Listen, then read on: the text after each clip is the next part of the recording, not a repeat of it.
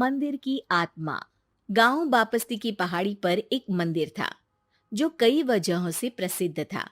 बापस्ती के परिवारों में आपसी सौहार्द बना हुआ था। इसकी वजह उस मंदिर को ही बताया जाता है। अरे ओ विमला, ये इस मंदिर की कहानी क्या है रे? अरे ये मंदिर इस गांव के लिए बहुत ही शुभ है। अरे शुभ तो है, तो फिर भी लोग इस मंदिर से दूर क्यों रहते हैं? ये इतना वीरान क्यों रहता है?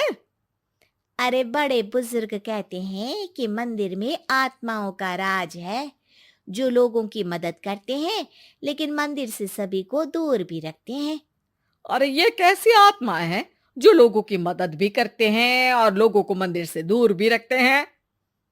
अरे यही चलता आया है यहाँ पर, इसीलिए कोई कुछ बोलता नहीं। क्योंकि जिसके घर में कोई भी परेशानी होती है तो बताते हैं कि इस मंदिर से उन्हें मदद मिलती है। अरे वाह, ये तो अच्छी बात है। तभी इस गांव में इतनी खुशहाली दिखती है। तभी बाहर किसी की चीखने चिल्लाने की आवाज आती है। दोनों बाहर निकलती हैं तो देखती हैं कि गांव के एक बुजुर्ग रो रहे हैं क्योंकि शहर से उन्हें कोई बुरी खबर मिली है। अरे क्या हुआ चच्चा, रो क्यों रहे हो आप? हाँ चाचा, बताओ ना, हुआ क्या? अरे क्या बताऊं बेटे, मेरा बेटा शहर गया हुआ था कमाने, लेकिन आज खबर मिली है कि उसका एक्सीडेंट हो गया। वो अस्पताल में भर्ती है। अरे तो इसमें परेशान होने की क्या बात है चाचा, जाओ शहर और बेटे का इलाज करवाओ। हाँ चाचा, विमला सही कह रही है। आप शहर जाओ और इलाज करवाओ। अरे कैसे इलाज करवाऊं, अभी पैसे नहीं है और शहर के अस्पतालों में इलाज का खर्चा लाखों में आता है। अरे चाचा, भगवान पर भरोसा रखो, कहीं ना कहीं से मदद जरूर मिल जाएगी। बस आज का दिन कैसे भी काट लो। अरे अब तो बेटा थोड़ा समय काटना भी मुश्किल होता जा रहा है। देख कमला, तू ही समझा चाचा को। अरे पैसों का कहीं ना कहीं से इंतजाम तो जरूर हो जाएगा। अरे चच्चा, जब विमला कह रही है तो थोड़ा उस पर भी भरोसा रखो। चलो आपको घर छोड़कर आ जाती हूँ। उसके बाद कमला उन बुजुर्ग को लेकर चली जाती है और विमला मंदिर की ओर चली जाती है। विमला मंदिर की सीढ़ियों पर चढ़ते हुए दूर से नजर आती है। उसके बाद वो आंखों से ओझल हो जाती है। उसी रात उस बुजुर्ग के घर के बाहर एक थैला रखा हुआ मिला। बुजुर्ग उस थैले को देखते ही चौंक पड़ा क्योंकि उसमें 5 लाख रुपए रखे हुए थे। वो बुजुर्ग सुबह दौड़ा दौड़ा गांव के दूसरे बुजुर्गों के पास गया। अरे मंगल भाई सुनो, मेरे घर के बाहर ये पैसों से भरा बैग रखा हुआ मिला है। अरे किसका है ये भाई? अरे भैया, मुझे क्या पता। तभी उधर से कमला और विमला निकलती हैं। अरे बेटा सुन तो, देख ये क्या रखा हुआ था मेरे घर के सामने। कमला और विमला हैरानी से देखती हैं। अरे वाह, देख विमला, तूने कहा था ना कि कोई ना कोई मदद जरूर करेगा। अरे भगवान सबकी मदद करते हैं, ये पैसों की मदद भी भगवान ने ही भेजी है। और क्या। अब चच्चा सोच क्या रहे हो, शहर जाओ और बेटे का इलाज करवाओ। ठीक है बेटियों, जो तुम कहो। चलो निकलता हूँ शहर बेटे का इलाज करवाने के लिए।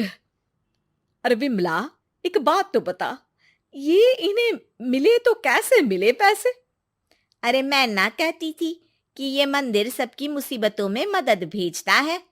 अरे वाकई बड़ी पुण्य आत्मा है मंदिर में। सो तो है, लेकिन उनके बारे में लोगों को कम ही पता है। अच्छा, और तुम्हें क्या पता है? अ, जितना पता था वो तो बता दिया। ना रे ना, मैं नहीं मानती। तू कुछ तो छिपा रही है। अरे कुछ ना छिपा रही, जो पता था वो बता दिया। मंदिर से लोगों को मदद मिलती है, बस इतना ही पता है। ठीक है बाबा, अब नहीं पूछूंगी। इसके बाद उसी रात कमला चुपचाप अपने कमरे से निकलती है और मंदिर की ओर चल पड़ती है। कमला धीरे धीरे मंदिर के दरवाजे पर पहुंचती है। अंदर से हल्की हल्की रोशनी आ रही थी। इसके बाद जो वो देखती है वो हैरान रह जाती है। कमला इसके बाद तेजी से वापस लौट आती है। दूसरे दिन सुबह सुबह। अरे विमला, तू तो छिपी रुस्तम निकली। है? ऐसा क्या छिपा लिया मैंने?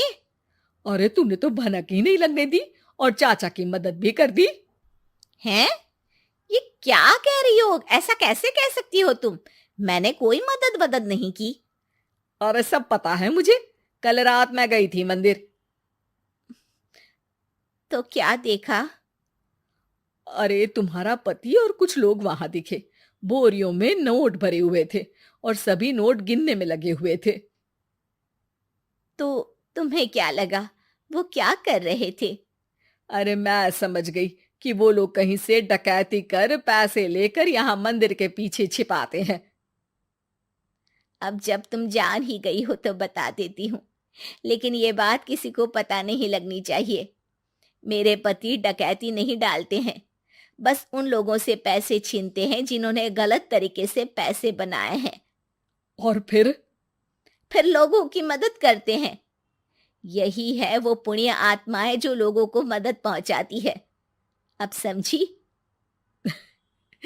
हाँ, अब समझी उन पुण्य आत्माओं का चक्कर। सही है। करते रहो मदद, लेकिन सावधानी से, मेरी तरह कोई और ना पहुंच जाए।